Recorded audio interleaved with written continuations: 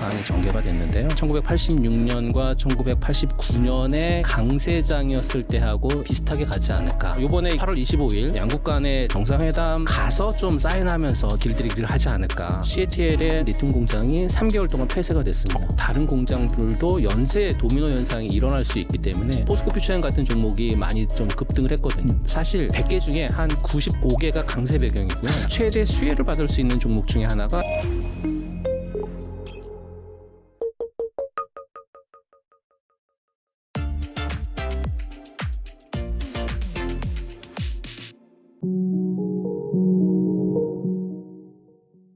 네, 조진표 대표님 모셨습니다. 안녕하세요. 네, 안녕하십니까? 네, 또 대표님 모시고 현재 이 국내 증시 현황 한번 짚어보고 주목할 만한 투자 아이디어 있는지 살펴볼 텐데 코스피가 어느덧 3,200선까지 왔습니다. 근데 여기에서 계속해서 뭐 변동성이 좀 심해지는 날도 있고 아무튼 간에 이 지수대에서 지금 답보 상태를 이어가고 있는 상황인데 보니까 뭐 미국의 뭐 경기 침체 뭐 관련된 이슈도 있는 것 같고 관세 뭐 관련해 가지고요. 우리나라 같은 경우에도 뭐 주식시장 활성화 정책을 펼쳤지만은 예상에 미치지 못하는 뭐 대주주 요건이라든지 그런 부분에 있어서 노이즈가 있는 것 같은데 현재 한국 증시 좀 어떻게 봐야 될지 궁금하네요. 네, 우선 이제 한국 증시 쪽에서 불안한 요소가 있는 게 한 두 가지 정도가 있는 것 같아요. 그 불안한 요소 중에 첫 번째는 아무래도 반도체 관세하고 글로벌 무역 분쟁 같은 이런 부분들이죠. 트럼프 대통령이 반도체 100% 관세 부과하겠다 뭐 이런 발언 있으면서 아직까지는 이 부분이 해결이 안 된 거잖아요. 그 대한민국이 이제 반도체 수출 주력국인데 그렇게 되면 아무래도 증시 전반에 부담을 좀 줄 수 있는 그런 상황이 좀 될 수 있을 것 같고 글로벌 무역 분쟁 같은 경우에도 역시나 투자 심리를 위축시키는 요인 중에 하나거든요. 그래서 글로벌 무역 분쟁도 해결돼야 되는 그러한 부분들이다라고 말씀을 드리는데 중요한 건 반도체 같은 경우에 100% 트럼프가 부과하겠다고 했지만 사실 이행될 수 있는 부분들은 전혀 없다라고 말씀을 드리고 싶어요. 왜냐하면 상호협상을 통해서 최혜국 대우를 받겠다라고 했었던 부분들도 없잖아 있고 또 반도체 100% 부과한다라고 했었을 때 예외 조항을 뒀는데요. 그 예외 조항의 하나가 미국에서 생산을 하거나 또는 투자 계획이 있는 반도체 회사는 제외하겠다라고 했기 때문에 그렇다라고 하면 대한민국은 제외 대상 국가가 되겠죠. 그런데 불안정한 부분들이 국내 증시에 미치는 두 번째 요인 때문에 아직까지도 국내 증시가 3,200포인트를 훌쩍 뛰어넘지 못하고 있는 부분들이 좀 있는 것 같아요. 그건 아시겠지만 대주주 양도세 같은 이런 국내 세제 개편안에 대한 부분들인 것 같습니다. 아무래도 그렇다라고 보니까 이게 확실히 매듭이 맺어져야 되는데 그게 매듭이 안 맺어져 있으니까 계속해서 3,240포인트를 턱걸이했다가 떨어지고 턱걸이했다가 떨어지고가 계속 반복되고 있고 오늘도 마찬가지로 3,240포인트 올라가려다 또 미끄러지는 그런 상황이 전개가 됐는데요.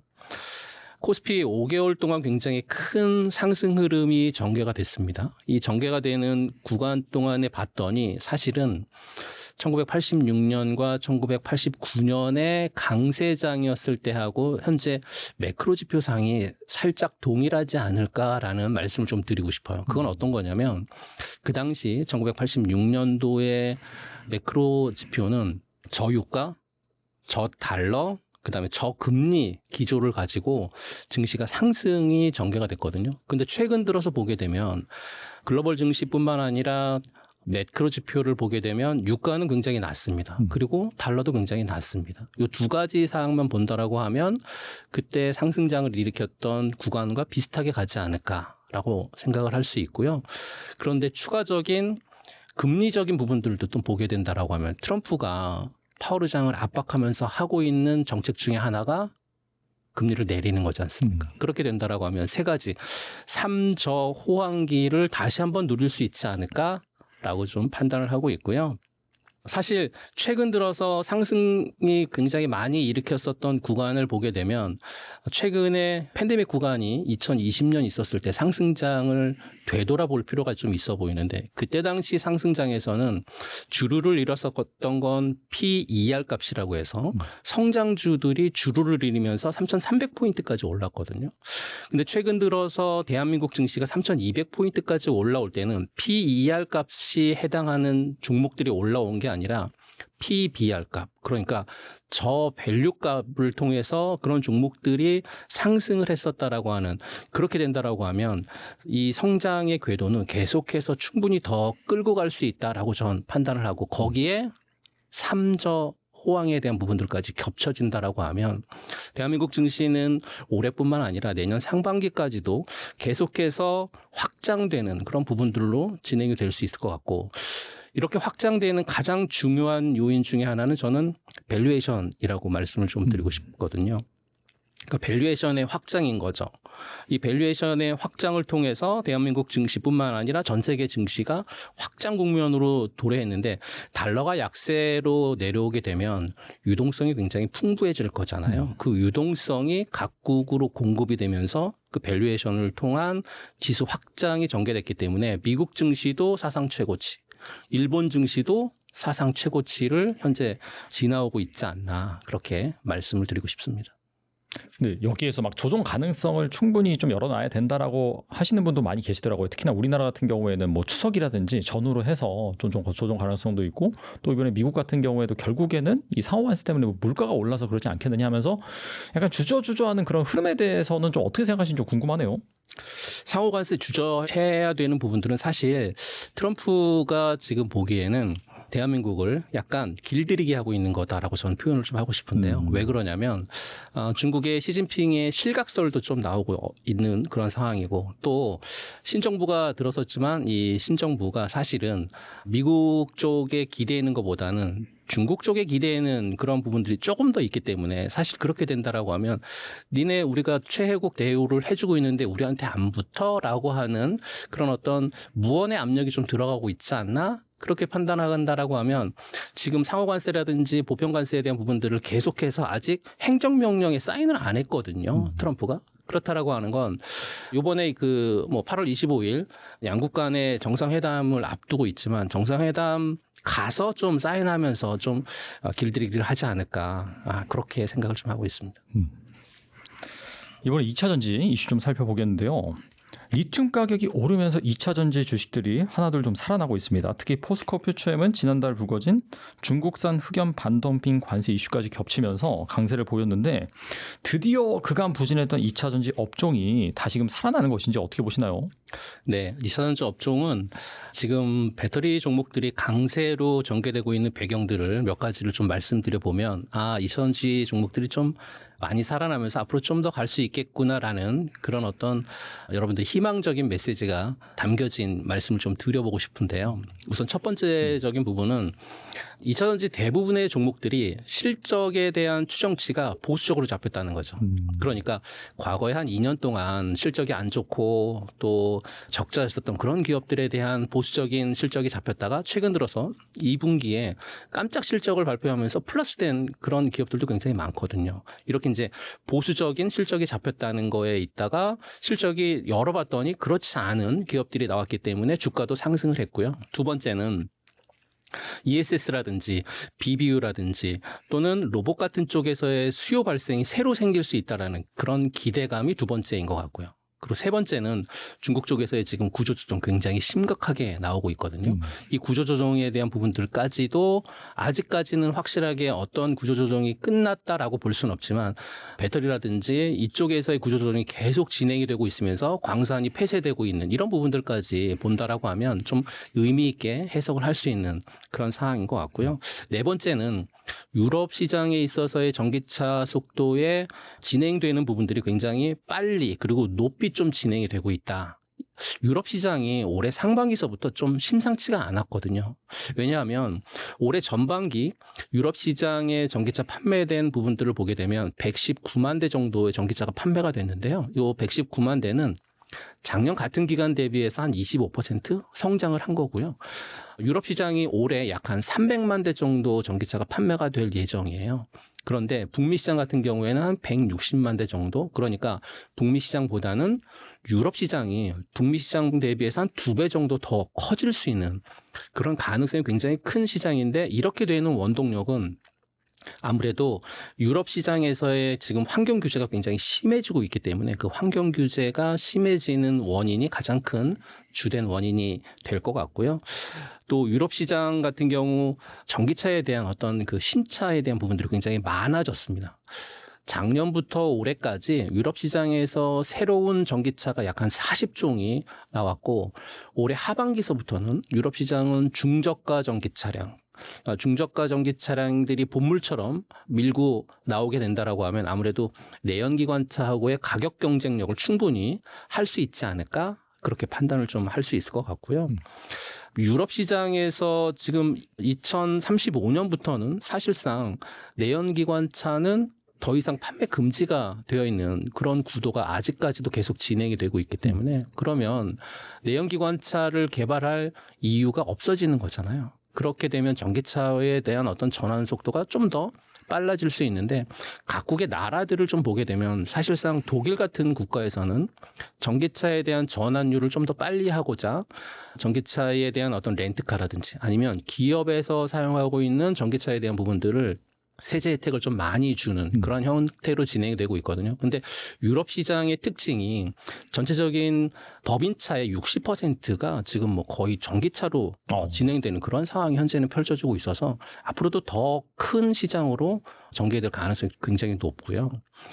또 영국이라든지 또 프랑스 같은 경우에는 보조금 제도에 대한 부활들이 현재 좀 일어나고 있습니다. 이게 보조금 제도가 재작년에 독일에서 끊으면서 유럽 시장에서의 전기차 수요 둔화가 일어났었는데 독일도 보조금 제도 부활하고 있고 영국이나 또 프랑스 같은 이런 나라들이 보조금 제도를 부활한다라고 하면 아무래도 전기차가 조금 더 판매량이 좀 증가할 수 있지 않을까라고 말씀드리고요.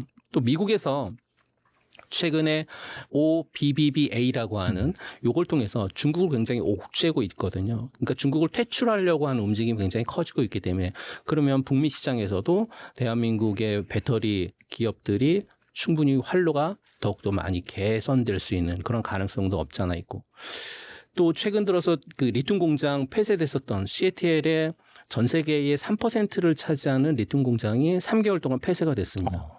그러면서 리튬 가격이 6월 중순서부터 자료를 보시면 아시겠지만 6월 중순서부터 해서 리튬 가격이 굉장히 많이 급등을 좀 해왔거든요.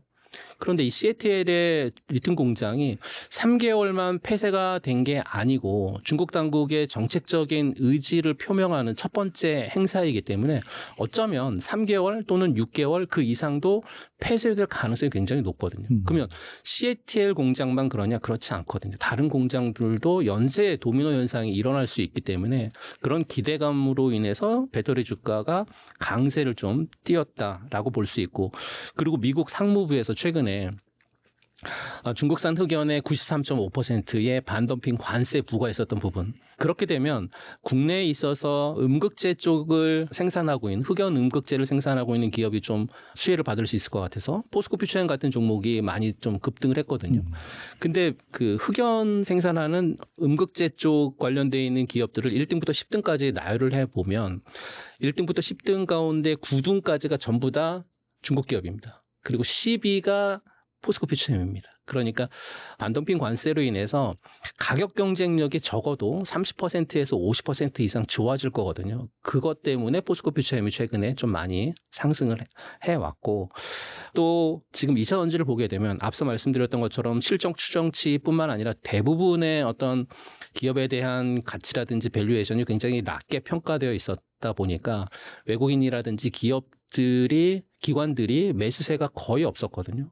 그러니까 이렇게 조금 어떤 그 상승할 수 있는 트리거가 조금만 원동력이 생기게 되면 외국인이나 기업들이 들어올 수 있는 그동안의 빈집이었다라고 하는 그런 표현들로 인해서 몇 가지를 통해서 강세 배경이 좀 나오고 있는데 이 강세 배경을 다 말씀드리면 사실 100개 중에 한 95개가 강세 배경이고요. 나머지 한 5개 정도가 어떤 그 마이너스 되는 그런 요인 중에 하나거든요. 그러니까 지금 2차 전지는 계속해서 좋은 얘기들만 나오고 있습니다. 그러다 보니까 주가가 어떤 종목들은 정말 기준치 이상으로 올라가 있고 어떤 종목들은 바닥에 있지만 저는 늘 말씀을 드리지만 대장주를 하셨으면 좋겠다라는 말씀을 계속 좀 드리고 싶습니다. 대장주 말씀하셨는데 뭐 에코프로나 LG엔솔 뭐 이런 게 대장주라고 볼 수 있나요, 그러면? 아무래도 이제 가장 대장주라고 하면 셀단에서는 뭐 LG 에너지 솔루션이라든지 아니면 삼성 SDI가 대장주가 될 수 있을 것 같고요. 또 양극재라든지 음극재 이렇게 좀 나눠서 보게 된다라고 하면 단기적인 측면으로 대응할 거냐 아니면 중장기적인 측면으로 대응할 거냐라고 봤었을 때 단기적인 측면에 있어서는 LG화학이라든지 포스코홀딩스 같은 종목들은 단기적인 대응이 지금은 충분히 가능한 또 네. LNF 같은 종목도 단기적인 대응이 충분히 가능한 그런 종목이고요. 중장기적인 측면으로 본다라고 하면 뭐 에코프로 BM 같은 이런 종목들도 에코프로라든지 이런 종목은 중장기 측면에 있어서는 굉장히 지금 밸류에이션 값이 굉장히 낮고 성장 가능성이 굉장히 높다라고 말씀 좀 드리고 싶습니다. 최근에 이제 ESS 시장에 대한 기대감이 지금 살아나고 있는 가운데 에코프로가 2분기 연속 흑자 전환에 성공하면서 이제 투자자들의 관심도 살아나고 있는데 앞서서 이제 되게 보수적으로 그 애널리스트들의 컨센서스가 측정돼 있다 보니까 지금 이런 현황이 나오는 것 같아요. 그래서 이제 에코프로 그룹 같은 좀 이런 2차 전지 업체들이 다시 한번 전성기를 좀 보여줄 수 있을까요? 어떻게 보세요? 사실은 이게 ESS 시장 같은 경우에 시장의 어떤 구조적인 변화 그리고 ESS의 성장에 대한 부분들이 압도적인 어떤 경쟁 우위를 대한민국 시장이 갖고 있는 그런 어떤 그 환경에 대한 조성이 지금은 잘 진행이 되고 있지 않나라고 판단을 좀 하고 있고요. 그런 측면에서 체크해야 될 부분들이 한 두세 가지가 있는 것 같아요. 첫 번째는 미국의 현재 중국의 탈중국 기조화를 계속해서 행하고 있다라고 하는 그러한 부분들인 것 같아요.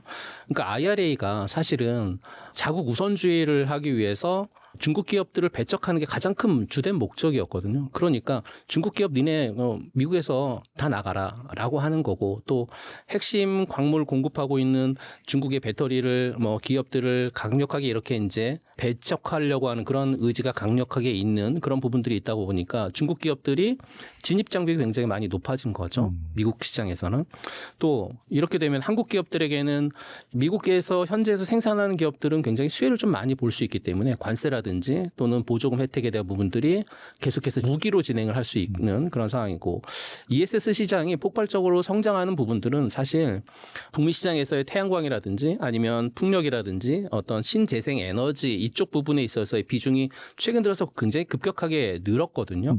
그렇게 늘었는데 사실 신재생 에너지 쪽에서의 가장 약점은 뭐냐면 기저 용량이라든지 전력이 간헐적이라는 거죠. 그러니까 계속 일정하지 않다라고 하는 게 가장 큰 단점인데 그 가장 큰 단점을 해결할 수 있는 부분들은 반드시 ESS가 설치가 돼야 되는 그런 상황이기 때문에 ESS 시장도 굉장히 좀 커질 수 있는 그러한 시장인 거고요. 그리고 올해부터 아마 ESS 시장이 굉장히 많이 좀 커질 겁니다. 북미 시장이. 그렇게 되면 대한민국의 ESS 쪽에 관련되어 있는 기업들도 본격적인 성장 궤도에 좀 진입할 수 있지 않을까라고 판단을 하고 있고요. 기술력이라든지 안정성에 대한 부분들이 검증이 된 대한민국 기업들을 지금 ESS 시장에 들어오고 있는데 ESS 같은 경우에는 굉장히 그 대규모 시설로 지어질 수밖에 없기 때문에 사실은 안정성이 굉장히 중요하고 또 화재 위험 관리가 굉장히 잘 돼 있어야 되는 그러한 매우 중요한 그런 부분들이 없지 않아 있는데 대한민국 배터리 3사 같은 경우에는 기술력이라든지 안정성에 대한 부분들은 검증을 좀 받았거든요. 그래서 가격 경쟁 위주로 들어왔었던 중국 기업들이 이러한 기술력이라든지 안정성에 대한 부분들을 제대로 못하는 그렇게 되면 대한민국 기업들이 압도적인 어떤 해자에 있지 않을까라고 말씀 좀 드리고 싶고요. 지난 몇 년 동안 원자재 가격의 변동이라든지 또는 전기차 시장의 어떤 캐즘 구간이라든지 이로 인해서 에코프로 그룹이 굉장히 어려움을 많이 겪었습니다. 하지만 구조조정이라든지 또는 효율화에 대한 부분들 이런 걸 통해 가지고 이번에 2분기 연속 흑자의 전환에 성공했거든요. 네네. 네, 2분기 연속 흑자의 전환에 성공을 했기 때문에 저는 이제 그 위기를 기회로 바꾼 에코프로 기업에 대한 어떤 경영 능력은 굉장히 우수하게 평가를 좀 하고 싶고 에코프로 그룹이 양극재 쪽에서의 선두 기업이거든요. 양극재 쪽에서의 독보적인 기술력을 갖고 있는 그런 기업이기 때문에 북미 ESS 시장에서 양극재 쪽을 통한 ESS에 대한 어떤 고성능 배터리 소재의 어떤 강점을 갖고 있는 에코프로가 분명히 저는 북미 시장에서 통할 거다라고 말씀 좀 드리고 싶고 최대 수혜를 받을 수 있는 종목 중에 하나가 에코프로 에코프로 BM 뭐 이렇게 되지 않을까라는 말씀을 드리고 전성기 시대의 어떤 재현보다는 사실 2차 전지는 이제 과거에 한 2, 3년 전에는 기대감이라든지 또는 투기적인 열풍을 통해서 굉장히 폭등했잖아요. 사실은 그렇게 폭등했었던 시장이 재현될 거라고 생각하지는 않고 다만 재현이라고 하는 표현보다는 저는 새로운 시작이다. 그러니까 새로운 시작은 사실 견고하고 저속 가능하고 지속 가능한 그런 시장이 계속 2차 전지에서 펼쳐지지 않을까. 그러면 점층적인 우상향을 좀 보이면서 시장에서의 종목들이 계속해서 꾸준한 성장을 하지 않을까라고 말씀을 좀 드리고 싶습니다.